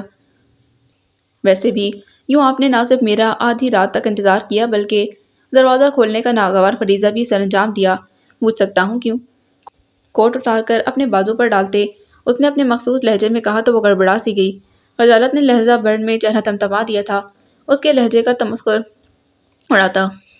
چہرہ تمسخر اڑاتا ہوا نہیں تھا۔ یہ سب صرف امی کی وجہ سے ہے، صرف ان کی پریشانی کے خیال سے۔ وہ بابا خود کو سنبھال پائی تھی، لہجے میں مقدور بھر سکتی سمو کر کہا، اگر آپ کی مہربانی صرف امی کے لیے ہے تو مجھ سے کیا شکایت ہے؟ آپ کو امی کو انکار کر دیتی، میں نے تو آپ سے یہ خدمت نہیں مانگی تھی۔ وہ چند قدم چل کر اس کے سامنے کھڑا ہوا، اس کے بالمقابل نگاہوں سے تمسخر اڑاتا وہ سبا کے لیے آزمائش بننے لگا تھا۔ اس کی نگاہوں کی تپش نے پیشانی ارکالود کر دی تھی۔ اپنی خواہ مخواہ کی بحث پر وہ آپ کی طرف سے بہت پریشان تھیں، بمشکل میڈیسن لے کر سونے کے لیے لیٹی ہیں۔ اس نے اپنے لب و لہجے کی مضبوطی میں فرق نہیں آنے دیا۔ نوفل گہری سانس لیتا پلٹ کر صوفے میں دھس گیا تھا۔ سبا کے ہونٹوں میں دبی دبی سانس خارج ہوئی۔ میں نے ان کو کہا بھی تھا کہ میری ایک ضروری اپائنٹمنٹ نکل آئی ہے۔ میٹنگ تھی ظالم افریدی کے ساتھ۔ وہ خود کلامی کے سے انداز میں کہہ رہا تھا۔ ظالم افریدی کا نام سن کر سبا کو عجیب سی جلن کا احساس ہوا۔ بہت خوب، سینے پر بازو لپیٹتے وہ تنزن مسکرائی۔ آدھی رات تک میٹنگ کا بہانہ سوچا ہے آپ نے؟ وہ کرنٹ کھا کر سیدھا ہوا۔ حواس میں تو ہیں آپ؟ میں تو حواس میں ہی ہوں، مگر آپ یہ جو کھیل کھیل رہے ہیں اس کا کیا جواز ہے آپ کے پاس؟ اس کے ناگوار انداز پر وہ چٹک گئی تھی۔ وہ دفعتاً مسکرا دیا، بہت محظوظ ہوتے ہوئے بولا، محبت سے بڑھ کر بھی کوئی جواز ہو سکتا ہے کیا؟ محبت؟ وہ آزردگیوں میں گھڑنے لگی تھی۔ اس چار لفظی حرف کے ہجے رٹ لینے سے محبت نہیں ہو جاتی، اور آپ کا تو اس جذبے سے دور دور تک کوئی واسطہ نہیں۔ صحیح کہا آپ نے، وہ بہت دوستانہ انداز میں بولا تھا۔ میں کہاں اس محبت وغیرہ کے چکر میں پڑنے والا ہوں، یہ سب تو ظالے کی مہربانی ہے۔ اسی نے مجھے بتایا کہ محبت اصل میں کیا ہوتی ہے۔ اس کی دلکش مسکراہٹ سبا کے دل کو خاک کر گئی تھی۔ کتنی بے وقوفی سے وہ اپنی بیوی کے سامنے اپنے معاشرے کا ذکر کر رہا تھا۔ میں آپ سے محبت کے ٹاپک پر لیکچر نہیں سننا چاہتی۔ اگر آئندہ بھی مس ظالم افریدی کے ساتھ لیٹ نائٹ میٹنگ کا ارادہ ہو تو مہربانی کر کے داخلی دروازے کی چابی اپنے پاس رکھ لیں۔ میں مجبوراً بھی یہ ڈیوٹی دینے کو تیار نہیں، اس نے مشتعل انداز میں کہتے ہوئے ظالم افریدی کو گویا دانتوں تلے پیس ڈالا تھا۔ بہت بے رخی سے کہتی وہ تیز قدموں سے سیڑھیاں چڑھ گئی تھی۔ نوفل نے چہرہ موڑ کر اسے سیڑھیاں طے کرتے دیکھا۔ وہ گہری سانس فضا میں خارج کرتے ہوئے بالوں میں ہاتھ پھیرتے مضطربانہ انداز میں کچھ سوچنے لگا۔ انس کا سوات سے فون آیا تھا۔ سلام دعا کے بعد ضحیٰ کے نگین کے ساتھ شکوے شروع ہوئے تو ختم ہونے میں نہیں آ رہے تھے۔ میں یہاں بہت اکیلی ہوں۔ سبا بھی نوفل بھائی کو ایسی پیاری ہوئی ہے کہ اب ہم اسے پیاری لگتے ہی نہیں، اور تم لوگوں کو ٹور پر نکلے 20 دن ہو گئے ہیں۔ بس اب واپس آؤ، ذرا بھی نہیں لگتا کہ یہ نئی شادی والا گھر ہے۔ وہ اپنی تنہائی کے تذکرے پر اس قدر جذباتی ہوئی کہ نگین کو بولنے کا موقع دیے بغیر شکایتوں کا دفتر کھول بیٹھی تھی، جبکہ نگین مسلسل ہنس رہی تھی۔ دفعتاً کسی نے اس کے ہاتھ سے ریسیور چھین لیا تو وہ گڑبڑا سی گئی، جبکہ معید اسے اطمینان کے ساتھ نگین سے بات کر رہا تھا، اور اس کے بعد انس کے ساتھ بھی گفتگو کی۔ کوئی جلدی نہیں ہے، ٹیک یور ٹائم، انجوائے کرو اس ٹرپ کو۔ چنگلی۔ وہ معید کی اس حرکت پر کڑکا رہ گئی تھی، اوپر سے وہ اس کی کئی شکایتوں کو بڑھا رہا تھا۔ یہ تو پاگل ہے بالکل، اور یوں بھی خالی دماغ شیطانوں کا گھر ہوتا ہے۔ فارغ بیٹھے تنہائی نہ ستائے تو اور کیا ہو، تم بس اپنا خیال رکھنا۔ اوکے، اللہ حافظ۔ بہت خوشگوار موڈ میں بات ختم کر کے ریسیور رکھ کر وہ پلٹا تو ضحیٰ اس سے بولی، میں نگین سے بات کر رہی تھی، ریسیور کیوں چھینا مجھ سے؟ ضروری بات؟ معید نے جیسے بہت حیرت سے اسے دیکھا، پھر قد تمسخرانہ انداز میں بولا، میں نے تو سنا جیسے تم انہیں اپنا غم تنہائی سنا رہی تھی۔ ضحیٰ کی پیشانی سلگ اٹھی تھی۔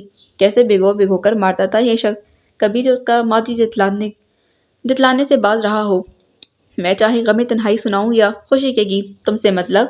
اور تمہارا کیا دنیا میں ایک ہی کام رہ گیا ہے، ضحیٰ میر کی جاسوسی کرنا؟ سو واٹ، وکالت کی طرح جاسوسی کرنا بھی بہت انٹرسٹنگ پروفیشن ہے۔ وہ ہلکے سے شانے جھٹک کر اطمینان سے بولا تو وہ زچ آ گئی۔ ہاں بہت انٹرسٹنگ، مگر ان کی اجازت صرف تمہیں کو ہے۔ تجسس کے مارے ذرا سا لاکر کھول لیا تو کہرام ہی مچا دیا۔ مائنڈ یو حمید، تمہاری وہ حرکت جاسوسی نہیں بلکہ چوری کے زمرے میں شمار ہوتی ہے۔ ابھی بہت آسان سے کہہ رہا تھا مگر زحا کے تو تلووں پر لگی در پر بجھی۔ کیا مجھے چور کہہ رہے ہو تم؟ کیا چرایا ہے میں نے وہاں سے؟ ایسے کون سے ہیرے جواہرات رکھے تھے وہاں؟ وہ تو میں پہنچ گیا وہاں، ورنہ کیا پتا۔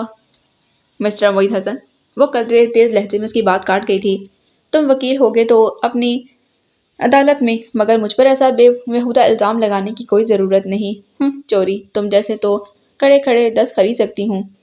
وہ بدتمیزی کی آخری حد تک اتر آئی تھی، مگر خلاف عادت معید کے اشتعال کو بہت آرام سے لے رہا تھا۔ اسی رسان بھرے انداز میں اس کی آنکھوں میں جھانکتے بولا، میرا نہیں خیال کہ تم نے کبھی مجھے اتنا پسند کیا ہو۔ ایک تو میں تم سے برداشت نہیں ہوتا، کجا مجھ جیسے 10۔ زحا کو لگا اس کی پیشانی کو کسی نے جلتے انگارے سے داغ دیا ہو۔ غصے میں کہے گئے عام سے الفاظ پکڑ کر وہ کہاں سے کہاں لے گیا تھا۔ آئی ہیٹ یو معید حسن، اس دنیا میں اگر کسی سے میں نے نفرت کی تو وہ صرف تم ہو، صرف تم۔ شدید غصے اور بے بسی نے اسے ذلت کا احساس دلایا تو وہ بھرائے ہوئے لہجے میں چیخ کر کہتی چلی گئی تھی۔ چند لمحوں تک یوں ہی کھڑے رہنے کے بعد معید نے گہری سانس بھرتے ہوئے سر جھٹکا اور تائی جان کے کمرے کی طرف بڑھ گیا۔ میں نے تو کہہ دیا ہے انس سے کہ اب واپس آ جائے، مہینہ بھر تو ہو ہی چلا ہے۔ اسے دیکھتے ہی تائی جان نے کہا تو وہ کونی تلے تکیہ دبا کر ان کے بستر پر نیند دراز ہو کر مسکرا دیا تھا۔ آپ لوگ تو بس، ابھی وہ زحا محترمہ بھی ان سے ایسا کچھ ہی کہہ رہی تھی، تھوڑے دن سیر و تفریح کر لینے دیں، پھر تو یوں بھی روٹین لائف شروع ہو جائے گی ان کی۔ سیر و تفریح کو ساری عمر پڑی ہے، وہ جیسے بہت ناراضگی سے کہہ رہی تھی۔ ان کا موڈ بھانپتے معید نے سیدھے ہو کر ان کے ہاتھوں کو اپنے ہاتھوں میں تھام کر محبت سے پوچھا، کیا بات ہے میری پیاری سیما اتنی پریشان کیوں لگ رہی ہیں؟ ہمیشہ کی طرح اس کے یوں لاڈ سے ماں کہنے پر وہ نہال ہو گئی تھی، مگر فی الحال انہوں نے خود کو سنجیدہ ہی بنائے رکھا۔ پریشانی کی ہی تو بات ہے، گھر میں یوں خاموشی چھائی رہتی ہے جیسے یہاں کوئی رہتا ہی نہ ہو۔ وہ بے ساختہ مسکرا دیا۔ اب اس کا مطلب یہ تو نہیں نا کہ ہم لوگ ان لوگوں کو واپس بلا لیں؟ ان کو نہیں بلا سکتے مگر کچھ خوشی کا اہتمام تو کر سکتے ہیں نا، انہوں نے کہا تو وہ ناسمجھی کے عالم میں انہیں دیکھنے لگا۔ کیا مطلب؟ مطلب یہ کہ اب تمہیں بھی کسی کھونٹے سے باندھ دینا چاہیے۔ وہ مسکرائیں تو ہمیشہ کی طرح ان کی آنکھوں سے معید کو صرف اور صرف محبت جھلکتی دکھائی دی۔ ان کا مطلب بھانپ کر وہ ہنس دیا تھا۔ ابھی تو انس اور صبا کی شادی کو 1 مہینہ بھی نہیں گزرا اور آپ کو ایک اور کھونٹا تیار کرنے کی ضرورت پڑ گئی۔ مذاق میں مت ڈالو معید، وہ پہلے ہی مجھ پر خفا ہے کہ انس سے پہلے نہیں تو کم از کم اس کے ساتھ ہی تمہاری شادی ہو جانی چاہیے تھی۔ وہ سنجیدہ تھی۔ معید نے ان کا ہاتھ ہونٹوں سے لگا لیا۔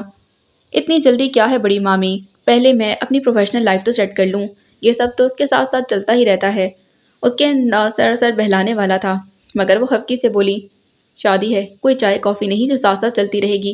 انس نے کون سا بزنس میں جھنڈے گاڑ لیے تھے جو اس کی شادی ہو گئی اور تمہاری نہیں ہو سکتی؟ پروفیشنل لائف بعد میں ہوتی رہے گی، پہلے اپنی پرسنل لائف کو سیٹ کرو۔ کم آن ماں، اس سے خوبصورت کسی کی کیا لائف ہو سکتی ہے کہ اس کے پاس آپ جیسی ماں ہو۔ وہ ان کو باہوں کے گھیرے میں لیتے ہوئے مزید بولا تو انہوں نے ان کی پیشانی چوم لی تھی۔ یہ ماں ساری عمر تو تمہارے ساتھ نہیں رہنے والی نا، اس لیے میری خوشی کے لیے۔ وہ پر محبت لہجے میں کہنے لگی تو وہ کرنٹ کھا کر انہیں ٹوک گیا۔ پلیز ماں ایسی بات مت کریں، ابھی نہیں۔ وہ ان کے معاملے میں حد درجہ جذباتی تھا تو وہ بھی ان عام سے لہجے میں کہیں بات سہ نہیں پایا تھا۔ آپ صرف اپنی خوشی کی بات کریں، مجھے حکم دیں جس میں آپ کی خوشی ہو۔ اس کی فرما برداری ان کے دل میں اتر گئی تھی۔ میری نہیں تمہاری بھی خوشی لازمی ہے میری جان۔ ان کی آنکھوں میں نمی اتر آئی تھی۔ آپ کہیں تو؟ وہ جاننے کو بے چین ہوا۔ شادی کے لیے ہاں کہہ دو۔ انہوں نے بہت آس کے ساتھ اسے دیکھا تو وہ لہجہ بھر کو لب بھیجنے کے بعد مسکرا دیا تھا۔ ہاں کیا مطلب ہاں؟ خود ہی تو کہہ رہی ہیں کہ شادی کے لیے ہاں کر دو تو کر دی میں نے۔ وہ اطمینان سے بولا تو بے یقینی سے اسے دیکھنے لگی۔ مذاق تو نہیں کر رہے؟ آپ کے ساتھ تو میں مذاق میں بھی جھوٹ نہیں بول سکتا۔ وہ مسکرایا تھا۔ وہ کھل اٹھی، دل پر سے بہت بڑا بوجھ ہٹ گیا تھا، ورنہ زحا کے لیے جس طرح سے رشتوں کی لائن لگ رہی تھی انہیں تو فکر ہی لگ گئی تھی۔ کچھ اپنے کہے کا پاس بھی تھا مگر معید تو اب انہیں تمام پابندیوں سے آزاد کر گیا تھا۔ تو پھر ٹھیک ہے، باقی سب رسمیں تو انس اور نگین کے آنے پر ہوتی رہیں گی، ہم منگنی کی چھوٹی سی رسم کر لیتے ہیں۔ انہوں نے فوراً اپنا پروگرام بتایا تھا تو وہ تحیر سے انہیں دیکھنے لگا، پھر مذاق اڑانے والے انداز میں بولا، آپ تو یوں کہہ رہی ہیں جیسے پتہ نہیں کتنی لڑکیاں تیار بیٹھی ہیں مجھ سے شادی کو، پہلے لڑکی تو تلاش کر لیں۔ لو بھلا تلاش کیا کرنی ہے، میری نزدیک کی نظر تمہاری طرح خراب تھوڑی ہے۔ ان کے ہونٹوں پر مسکراہٹ پھیل گئی۔ کیا مطلب؟ اس کی سی آنکھوں میں الجھن سی تہ گئی تھی۔ یہی اپنی زحا، اور کون؟ انہوں نے جیسے دھماکہ کر ڈالا تھا۔ ان کی اس قدر غیر متوقع بات پر معید کے اعصاب کو ایک جھٹکا سا لگا۔ وہ بے حد بے یقینی سے انہیں دیکھنے لگا۔ اچھی ہے نا؟ وہ بڑے اشتیاق سے اس کی رائے پوچھ رہی تھی۔ زحا؟ وہ اب بھی بے یقینی کے حصار میں تھا۔ میں نے تو زہرا کو تسلی دے دی ہے کہ وہ زحا کی طرف سے بے فکر ہو جائے، اور اب ہماری ہی بات ہے کہ سچی بات تو یہ ہے کہ میں نے ہمیشہ تمہارے ساتھ زحا کو ہی سوچا ہے۔ تمہارا کیا خیال ہے؟ وہ اپنی خوشی بتانے کے بعد اس کی خوشی پوچھ رہی تھی۔ وہ گمسم سا بیٹھا چونک گیا تھا، پر نارمل انداز میں بولا، یہ سوال تو آپ کو زحا سے پوچھنا چاہیے۔ لو، اس سے کیا پوچھنا؟ وہ قدرے خفگی سے گویا ہوئی۔ میری اپنی بیٹی ہے، اس کے لیے بہترین لڑکا ہی پسند کروں گی، چاہے وہ فیملی میں سے ہوتا یا کہیں باہر سے، اور تم سے بہترین کون ہو سکتا ہے اس کے لیے؟ ماؤں کو تو اپنے بیٹوں میں کوئی خرابی ہو بھی تو دکھائی نہیں دیتی، یہ تو آپ زحا سے پوچھیں۔ وہ سادگی سے کہہ رہا تھا۔ کیا تمہیں اس رشتے پر اعتراض ہے؟ وہ ٹھٹکی۔ میں تو صرف آپ کی خوشی چاہتا ہوں۔ وہ بدقت تمام مسکرایا۔ تئی جان نے نبور محبت سے اس کی پیشانی چوم لی تھی۔ اور میں تمہاری خوشی میں خوش ہوں۔ اب میں چلوں، مجھے کیس اسٹڈی کرنا ہے۔ وہ اٹھ کھڑا ہوا۔ دل میں یخلک تھی، بے سکونی ڈیرا ڈالنے لگی تھی۔ میری حسرتوں کو شمار کر میری خواہشوں کا حساب دے۔ وہ کتنی ہی بار اس غزل کو پڑھ گئی تھی، ٹھہر ٹھہر کر لفظ برس اندر مچلتی ہلچل تھی کہ بڑھتی رہی تھی۔ اس کی آنکھوں کے کنارے بھیگنے لگے تھے۔ اور تمہاری طرف تو میرے بہت سے حساب نکلتے ہیں نوفل احمد۔ میرے اعتبار کو فنا کیا ہے، میری عزت نفس کو پامال کیا ہے، میرے خوابوں کے شجر کو اجاڑ دیا ہے، میری خواہشوں کو برباد کر دیا ہے۔ کس کس جرم کا حساب چکاؤ گے تم؟ اس نے جلتی آنکھیں مودی تو آنکھوں کے کناروں سے گرم پانی بہہ نکلا۔ اندر کی تپش کو نکاسی کا کوئی راستہ تو چاہیے ہی تھا، سو اس نے بھی ان آنسوؤں کو روکنے کی کوشش نہیں کی تھی۔ دروازہ کھلنے کی آواز اس قدر اچانک تھی کہ اس نے تیزی سے سیدھے ہوتے ہوئے دوپٹے سے اپنا چہرہ صاف کیا اور پلٹ کر کتابیں سائڈ ٹیبل پر رکھنے لگی۔ آپ ابھی تک تیار نہیں ہوئی؟ زالے کا 2 بار فون آ چکا ہے۔ نوفل کی آواز اپنے عقب سے سنائی دی تو پھر سے کتاب کھول کر چہرے کے آگے بیٹھ گئی تھی۔ میں آپ سے مخاطب ہوں محترمہ۔ وہی طنزیہ سا انداز، صبح سلگ کر رہ گئی۔ میرا کہیں جانے کا موڈ نہیں، اس نے نارمل سے انداز میں کہا تو بھی اس کی آواز کا بیگانہ پن چھپ نہ سکا۔ نوفل نے چپتی نظروں سے اس کی طرف دیکھا تو خود کو کتاب میں محو ظاہر کر رہی تھی۔ میں نے آپ کے موڈ پر بات نہیں چھوڑی تھی، بلکہ میں نے آپ سے کہا تھا کہ 5 بجے تک آپ کو ریڈی ہونا چاہیے۔ اس کے تحکمانہ انداز پر تپ کر صبا نے کتاب بستر پر پڑھ گئی۔ تو یوں کہیں نا کہ آرڈر دیا تھا آپ نے۔ اب یوں ہی سمجھ لیں۔ اس کے بھیگے چہرے پر نظر دوڑاتا وہ سکون سے بولا۔ اس کی شخصیت کے چارمنگ اور بھرپور تھی، کہیں کوئی سکم یا سفاکی کی جھلک نہیں تھی، مگر اس کے ٹھنڈے لفظوں کی مار اور اس کا رویہ اس کے دل کو تار تار کر جاتا تھا۔ I'm sorry، میں نہیں جا رہی۔ صبا کو اپنے چہرے سے اٹھتی تپش کا احساس بخوبی ہو رہا تھا، سختی سے انکار کر دیا۔ چند لمحوں تک اس کے سرکش انداز کو دیکھنے کے بعد وہ آگے بڑھا اور جھک کر اس کا بازو تھام کر اپنے مقابل کھڑا کیا۔ وہ سب تات پر برافروختہ سی ہو گئی۔ آپ نرمی سے میری بات مان لیں گی تو اس میں آپ کا ہی فائدہ ہوگا، وہ بے حد سنجیدگی سے کہہ رہا تھا۔ صبا کا دماغ جھنجھنا اٹھا۔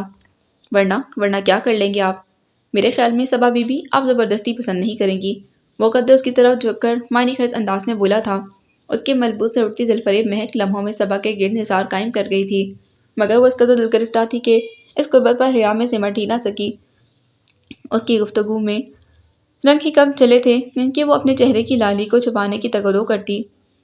کچھ کہنے کی کوشش میں اس کے لب لرزے، مگر بے بسی کا احساس اس قدر شدید تھا کہ وہ کچھ کہے بنا ہی اسے اپنے بازوں کی بے درد گرفت سے آزاد کراتی تب سے بستر پر بیٹھ گئی تھی۔ اگلے 20 منٹوں میں آپ کو بالکل ریڈی ہونا چاہیے، میں لاؤنج میں انتظار کر رہا ہوں، بصورت دیگر حال کی ذمہ دار آپ ہوں گی۔ اس کی قلبی اور ذہنی حالت پر بے پرواہ سے انداز میں آرڈر دیتا چلا گیا تھا۔ اس کے لب و لہجے میں چھپی دھمکی نے صبا کو سلگا دیا تھا۔ اس کا جی چاہا ہر شے کو تہس نہس کر ڈالے، اس قدر چیخیں چلائے کہ اندر کا سارا درد ختم ہو جائے۔ میرے خدا، میں تیری اس آزمائش کے قابل نہیں ہوں میرے مالک، ہاتھوں میں چہرہ چھپا کر وہ روتی تھی۔ تیار ہو کر نیچے لاؤنج میں پہنچی تو صالح بیگم اور ادینہ کے ساتھ محو گفتگو تھی۔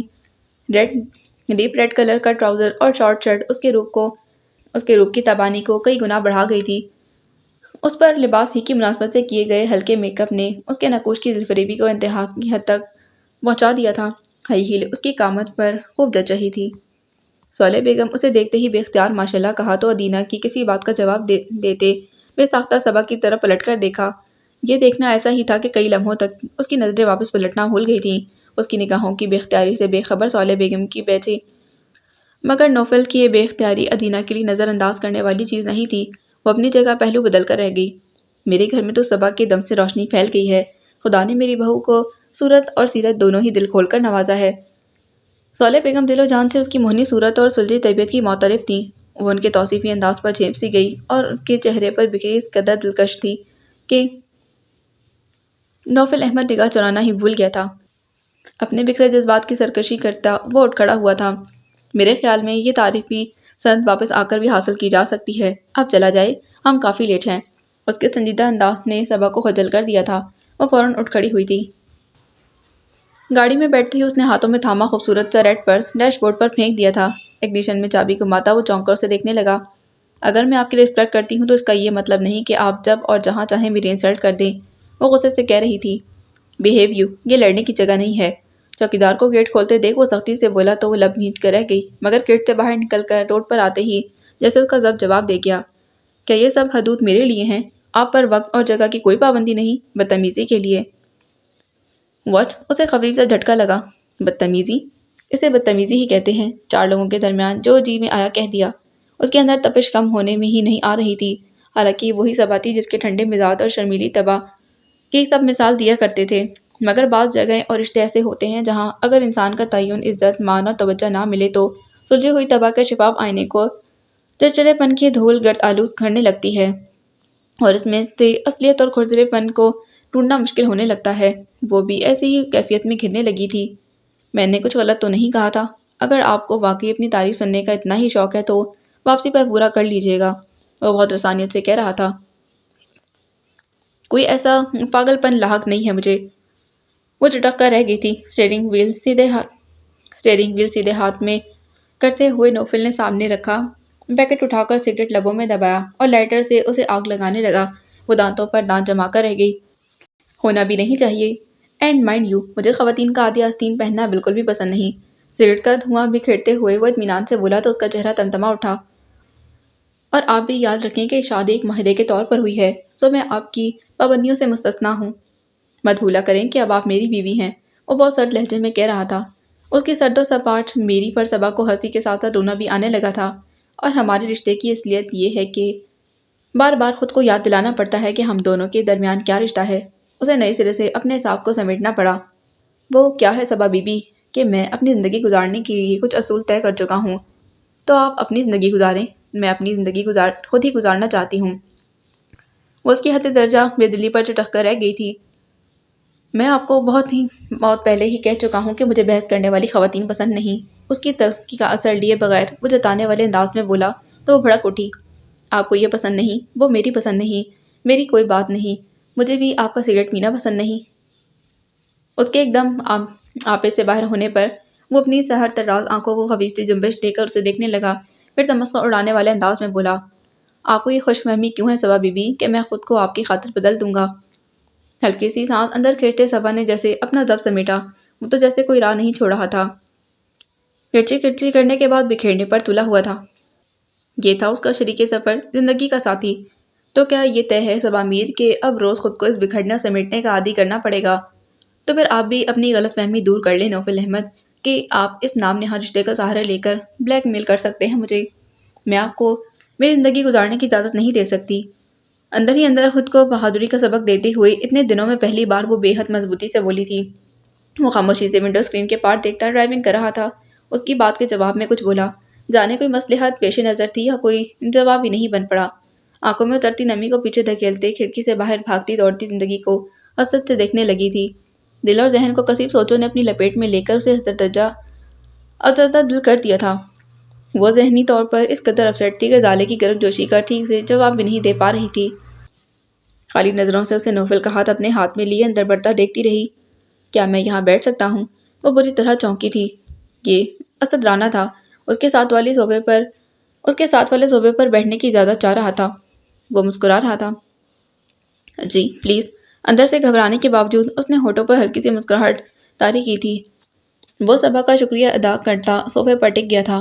شکل و صورت اچھی ہو تو انسان کا آئینے سے جی نہیں بھرتا، اور خود کو کیمرے کی آنکھ میں دیکھو تو اور بھی اچھا لگتا ہے۔ میم، آپ نے اس فیلڈ میں آنے سے متعلق کبھی سوچا ہے؟ ماڈلنگ وغیرہ؟ وہ بہت دوستانہ انداز میں پوچھ رہا تھا۔ جی نہیں، مجھے سب میں کوئی دلچسپی نہیں۔ اس کے سوال پر صبا کو غصہ تو بہت آیا۔ ضبط کرنا مجبوری تھا، مگر اس نے سنجیدگی سے انکار کر دیا۔ اوکے، چلیں اسٹل فوٹوگرافی میگزینز وغیرہ کے لیے۔ وہ تو جیسے بھی کانٹریکٹ سائن کروانے کے موڈ میں تھا۔ آئی ایم سوری، مگر میں اس فضول کام میں کوئی دلچسپی نہیں رکھتی۔ اس کی برداشت جواب دینے لگی تھی۔ وہ کان دبا کر فرار ہوا تھا۔ ڈبش! وہ سر جھٹک کر رہ گئی۔ کم آن صبا، تم یہاں اکیلی کیوں بیٹھی ہو؟ میں نے نوفل سے تمہارا پوچھا تو بولا یہیں کہیں ہوگی۔ کمال ہے، ایک ہی ماہ میں یہ حال ہے کہ ایک نئے شادی شدہ جوڑے کا۔ چلو اٹھو۔ اپنے مخصوص انداز میں بولتی اس کا ہاتھ تھامتی اسے اٹھانے لگی تو وہ میز پر سے اپنا پرس سنبھال کر اٹھ کھڑی ہوئی۔ یہ بھی گزشتہ کی طرح مرد اور عورت کی تخصیص کے بغیر پارٹی تھی، اور کس خوشی میں تھی یہ ابھی تک پتہ ہی نہیں چلا تھا۔ یقین کرو نوفل، تمہارا کپل اتنا مکمل اور خوبصورت ہے کہ میرا بھی شادی کر لینے کو جی چاہتا ہے، زالے اپنے مخصوص بے باک انداز میں کہہ رہی تھی۔ تو میم، آپ نے کیوں اتنی دیر کر دی؟ آپ کی خاطر تو کوئی بھی سر کٹوانے کو راضی ہو جائے گا۔ کسی نے ہانک لگائی تو وہ ہنستی ہوئی نوفل کی طرف دیکھ کر شرارت سے بولی، بھئی تم لوگ یہ مت سمجھنا کہ مجھے کسی نے لفٹ نہیں کرائی۔ بس بات اتنی سی ہے کہ وہ بھگوڑا نکلا، مجھے ہی نہیں بلکہ امریکہ کو بھی چھوڑ کر بھاگ گیا۔ کیوں نوفل؟ نوفل کے ہونٹوں پر بھی بہت جاندار سی مسکراہٹ پھیل گئی تھی۔ وہ اس کا اشارہ اچھی طرح سمجھ گیا تھا، مگر اس کے پہلو میں بیٹھی صبا سر سے پاؤں تک دھڑ دھڑ جلنے لگی تھی۔ کس قدر بے رخی سے عشق اور محبت کا کھیل کھیلا جا رہا تھا، وہ بھی عین اس کی نظروں کے سامنے۔ بھئی ہو سکتا ہے اس بگوڑے کی کوئی مجبوری ہو جو اسے تم سے بھاگنا پڑا ہو، ورنہ کوئی امریکہ تو چھوڑ دے، مگر تمہیں ناممکن۔ نوفل کی بات پر کہکا پڑا تھا۔ صبا کو اپنی پیشانی تپتی محسوس ہونے لگی۔ مرد اور عورت کی تخصیص کے بغیر ہر طرح کی بات کر دینا جیسے ان لوگوں کی عادت تھی، مگر وہ جس گھر سے آئی تھی وہاں ان باتوں کا خاص خیال رکھا جاتا۔ اب بھی اس کا وہاں سے بھاگ جانے کو جی چاہ رہا تھا۔ ویسے صبا، داد دینی پڑے گی تمہارے حوصلے کی۔ تم نے نوفل کو اجازت کیسے دے دی اس فیلڈ میں آنے کی؟ زالے ہنستے ہوئے پوچھ رہی تھی۔ وہ حیران سی اسے دیکھنے لگی۔ میں نے تم سے کہا تھا زالے، یہ ان کے لیے سرپرائز ہے۔ نوفل نے اسے یاد دہانی کروائی تو اپنی ہی پیشانی پر ہاتھ مار کر جیسے اپنی یادداشت کو کوسا، پھر جلدی سے بولی، کوئی بات نہیں، اس سیکرٹ کو اب اوپن کر دیتے ہیں۔ وہ خاموشی سے ان کے چہرے کو دیکھ رہی تھی۔ ان میں سے کوئی کچھ نہیں بتائے گا میم۔ اصل میں سرپرائز یہ ہے کہ ہمارے اگلے کمرشل میں نوفل ایز اے ماڈل انٹروڈیوس ہو رہے ہیں، اور یہ پارٹی سی کانٹریکٹ سائن ہونے کی خوشی میں کی گئی ہے۔ اسد رانا نے ہنستے ہوئے پول کھول دی تھی۔ صبا کو حیرت و بے یقینی کا جھٹکا لگا۔ نوفل احمد اور ماڈلنگ؟ میں تو کب سے اسے فورس کر رہی تھی، مگر یہ بہت عقل مند ہے، اپنے تمام رائٹ سیو کرنے کے اس فیلڈ میں آنے کی سوچی ہے اس نے۔ زالے اسے چھیڑ رہی تھی، جبکہ وہ ہنستے ہوئے دیکھ رہا تھا جو ہونٹوں پر ہلکی سی مسکراہٹ لیے الجھی سی بیٹھی تھی۔ تمہیں حیرانی نہیں ہوئی صبا؟ زالے نے حیرت سے پوچھا تو مسکراہٹ کے ساتھ اسے دیکھتے ہوئے قدرے توقف کے بعد بولی، مجھے بالکل بھی حیرت نہیں ہوئی۔ ان کی ایکٹنگ کی صلاحیت کا تو مجھے بہت اچھی طرح سے علم ہو چکا ہے، یہ چاہیں تو ڈراموں میں بھی کام کر سکتے ہیں۔ زالے نے توصیفی انداز میں سر ہلایا، جبکہ نوفل اس کے طنز کو پوری طرح سے سمجھ گیا تھا۔ آرام سے، سب کے بیچ وہ اس پر چوٹ کر گئی تھی، کسی اور کو پتہ چلا ہو یا نہیں نشانہ بنایا گیا تھا۔ وہ اپنا حوصلہ آزما کر رہ گیا تھا۔ زالے نے انہی کے میز پر کھانا کھایا تھا۔ اب بتاؤ نوفل، کیا حال ہے محبت کا؟ چائے کے دوران زالے نے اسے چھیڑا تو پہلو سے اٹھتی ٹیز کو نظر انداز کرتے ہلکے سے مسکرا دیا۔ یہ سب فارغ وقت کے مشغلے ہیں زالے آفریدی۔ کیا؟ زالے نے اسے آنکھیں دکھائیں، اور جو میرے آگے پیچھے روتے پھرتے تھے، محبت یہ محبت وہ۔ نوفل نے ایک نظر سر جھکائے اپنے کپ کے کناروں پر انگلی پھیرتے صبا کو دیکھا اور کہا، محبت کی معراج پا لینا ہی تو ہوتا ہے۔ Well said. زالے نے سر دھنا تھا، پھر زنزن بولی، یعنی پا لینا تو محبت فنش؟ پھر مجھے تو یہ کہنا چاہیے کہ مجھے ابھی تک میری محبت نہیں ملی۔ لیو دس ٹاپک زالے۔ وہ بھی کون سا اندر سے پرسکون تھا اسے چھو کر بولا، ایک تو تم مشرقی مرد اس قدر کنزرویٹو ہوتے ہو کہ اپنی محبت کو بیوی تک پر آشکار نہیں کرنا چاہتے۔ اس نے رخ بدل کر صبا کو مخاطب کیا، کیوں صبا؟ کیا اس نے تمہیں اپنی شادی سے پہلے والی محبت کے کارنامے نہیں بتائے؟ میرے سامنے تو خوب رونا رویا جاتا تھا محبت کا۔ صبا نے ذرا سی پلکیں اٹھا کر نوفل کی طرف دیکھا تو وہ اسی کو دیکھ رہا تھا۔ نظر جھکا کر بولی، انہیں کچھ کہنے کی ضرورت ہی نہیں پڑتی۔ او ہو! زالے نے شرارت سے نوفل کو دیکھا جو اطمینان بھری سانس لے رہا تھا۔ وہ شانے اچکا کر مسکرا دیا، بہت لگی ہے نوفل، جسے تم جیسی انڈرسٹینڈ کرنے والی بیوی ملی، اور وہ بھی بہت محبت کرنے والا شخص ہے صبا، بہت شدت پسند۔ ایسے شخص کو بہت احتیاط اور محبت سے ہینڈل کرنے کی ضرورت ہوتی ہے، مگر مجھے یقین ہے کہ وہ تمہارے حصار سے باہر کبھی جا ہی نہیں سکتا، تم اسے ضرور سنبھال کر رکھو گی۔ واپسی پر صبا کی سماعتوں میں زالے کی باتیں گونج رہی تھیں، جو نوفل کی عدم موجودگی میں اس نے صبا سے کہی تھیں۔ اس نے سر سیٹ کی پشت پر ٹکا دیا۔ تم تو شاید نوفل احمد کو بھول چکی ہو زالے، مگر یہ شخص واقعی شدت پسند ہے، اسی لیے تو تم ہی کو چاہے جا رہا ہے اور میرے وجود کو دن بدن مٹی کیے جا رہا ہے۔ میں تو اسے سنبھال پاؤں گی نہ جب یہ تمہارے حصار سے نکلے گا۔ تم نے تو جانے کون سا اسم پھونک ڈالا ہے اس پر، اور اگر ایسا کچھ تھا تو تم دونوں کے مابین میری زندگی کو تجربہ کیوں بنا ڈالا تم لوگوں نے؟ آپ شاید میرے اس فیلڈ میں آنے کی خبر سے ڈسٹرب ہو گئی ہیں۔ وہ شاید اس کی بے بسی سے لطف اٹھانے کے موڈ میں تھا، ورنہ کوئی دوستانہ روابط تو کبھی بھی نہیں رہے تھے دونوں کے مابین کہ وہ اس کی ڈسٹربنس کی فکر میں مبتلا ہوتا۔ غلط فہمی ہے آپ کی، میں یوں ہی کسی کی وجہ سے ڈسٹرب ہونے کی عادی نہیں ہوں۔ وہ چڑھ گئی تھی۔ اوہ، وہ آہستہ سے ہنس دیا، پھر اندر سے امڑتے اضطراب کو دباتے عام سے انداز میں بولا، آپ تو یقیناً خاص لوگوں کی وجہ سے ڈسٹرب ہوتی ہوں گی، میرا یہاں کیا ذکر؟ وہ اس کے عام سے انداز میں چھپے خاص طنز کو نہیں سمجھ سکی، خاموشی سے رخ موڑ کر بیٹھ گئی۔ نوفل نے لب بھیجتے ہوئے کیسٹ اندر دھکیل کر فل والیوم میں ٹیپ چلا دی تھی۔ میڈونا کا فاسٹ نمبر گاڑی میں ادھم مچانے لگا تھا۔ اس کا مقصد شاید صبا کو زج کرنا رہا ہوگا، مگر جتنا شور صبا کو اپنے اندر سے اٹھتا محسوس ہو رہا تھا، اس سے بچنے کے لیے اسے گاڑی میں مچا شور غنیمت لگا تھا۔ باقی اگلی قسط میں۔